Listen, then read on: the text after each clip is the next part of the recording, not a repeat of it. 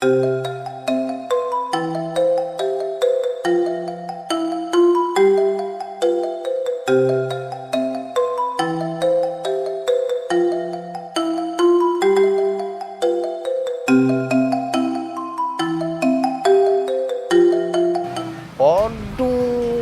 ya pemberitaan abong kena media sosialnya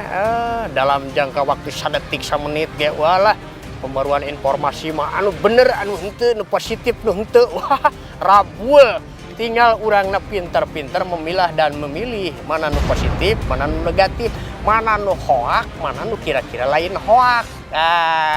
tinggal urang menyikapinya ya sebagai barudak ngora ya budak ngora zaman now kade urang sing bisa boga pilihan sing bisa boga prinsip hirup ulah kabawa sakaba-kaba intina naon model berita anyar yo mengagetkan bret urang teh tiba-tiba latah we nyebarkeun deui berita eta bari jeung cantang tuh berita eta teh bener tah itu ulah kayak kitu komo sifatna anu bisa ngarugikeun batur mencemarkan nama baik oge anu sifatnya memprovokasi pipaseaeun tah ieu nu kudu kade hati-hati teh sok ayeuna budak ngora apalagi ayeuna mah budak leutik ayeuna mah geus nyaho gadget geus nyaho internet geus nyaho